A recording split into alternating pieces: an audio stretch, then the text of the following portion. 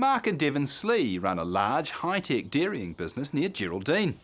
A priority for the operation is efficient use of water and effluent management. The farm was originally fed by border dike irrigation, but they moved to a centre pivot. The original farm has expanded from 365 to 890 hectares, with separate dairy units and a runoff property. Environment Canterbury Commissioner Tom Lambie gives us the background to Mark's operation and his approach to water use. The key thing that we know is that water is precious. We want farmers to use it as efficiently as possible, and that's really what our main objective is. My feeling on border dike, particularly on the lighter country, it will be phased out over the next 10 years. When you look at your productivity under a pivot, it just far outweighs the efficient use of water, and that's what we're looking for.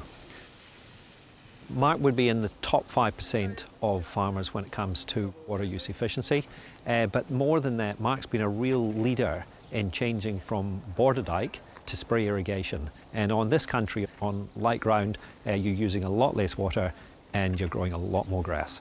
If it does depress, it just spreads. We've gone from pretty much a total border dike irrigated property to a property which is 7 centre pivots. We've got 4 ponds that we store water in as well. It's just completely changed the whole operation really. The economics are there because we effectively could grow more grass. We thought at that stage we could grow 20 to 30% more grass under the centre pivot, basically just on the fact that you're putting on a small amount of water and you're just retaining that in the soil profile. We'd gone from a 28-day return on border dikes to effectively a 3 or 4 day return. We've got 5 Aquaflex sites on the property. Each of those are telemetered back to the dairy shed.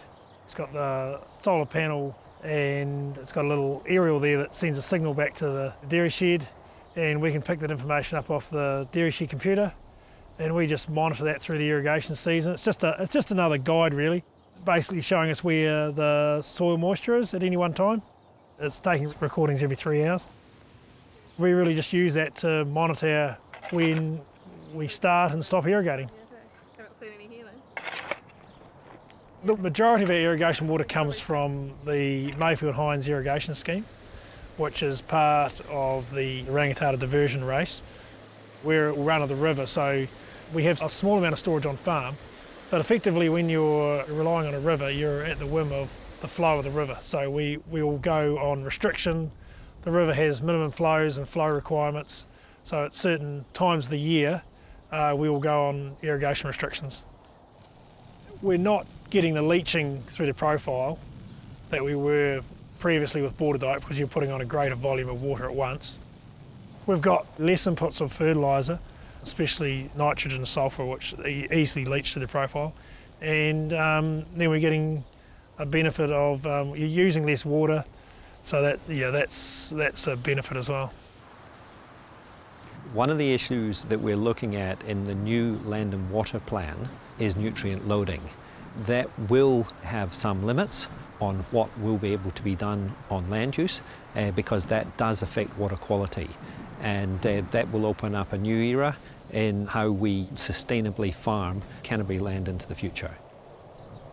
With a revolution in technology that you're seeing here on Mark's farm, coupled with the very best practice and best knowledge, I think there's a revolution that's starting to happen on dairy farms that will actually see us with a high productivity but a much lower environmental footprint.